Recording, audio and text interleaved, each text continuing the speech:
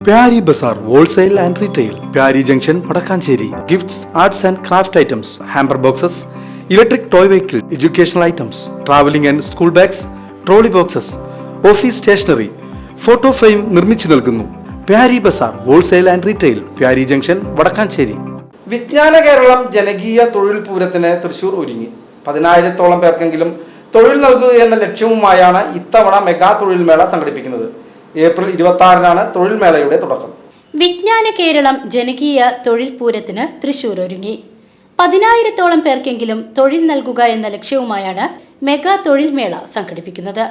5 ലക്ഷത്തോളം അവസാന വർഷ വിദ്യാർത്ഥികൾക്ക് തൊഴിലിനോടൊപ്പം നൈപുണ്യ പരിശീലനം, രജിസ്റ്റർ ചെയ്ത 10 ലക്ഷത്തോളം ഉദ്യോഗാർത്ഥികൾക്ക് തൊഴിൽ മേളകളിലൂടെ തൊഴിൽ എന്നിവയാണ് കേരള നോളജ് എക്കോണമി മിഷൻ വിജ്ഞാന കേരളം ജനകീയ ക്യാമ്പയിന്റെ ലക്ഷ്യം. ഇതിനായി സന്നദ്ധ പ്രവർത്തകരും പ്രൊഫഷണൽ മെന്റർമാരും ജനപ്രതിനിധികളും ഉദ്യോഗസ്ഥരുമടങ്ങുന്ന വലിയൊരു സംഘമാണ് പദ്ധതിയുടെ ഭാഗമായി അണിചേരുന്നത്.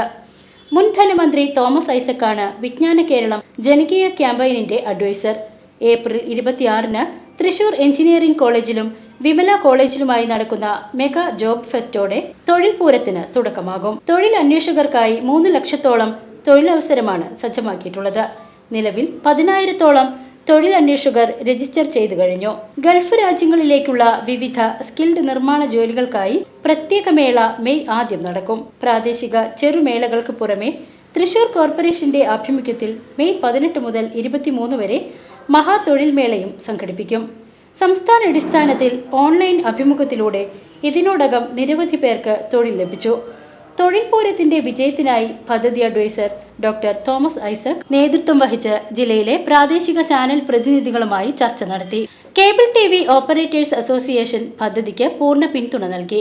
സംഘാടക ഭാരവാഹികളായ doctor P Sarin, Vijay Hari, Anoop Kishore, COA സംസ്ഥാന ജനറൽ സെക്രട്ടറി PB സുരേഷ്, ജില്ലാ president TD Subhash, secretary P Antony, Thrissur media vision ഭാരവാഹികളായ ബൈജു ചിരിയങ്കണ്ടത്ത്, PM നാസർ, AG സുബ്രഹ്മണ്യൻ എന്നിവർ പങ്കെടുത്തു.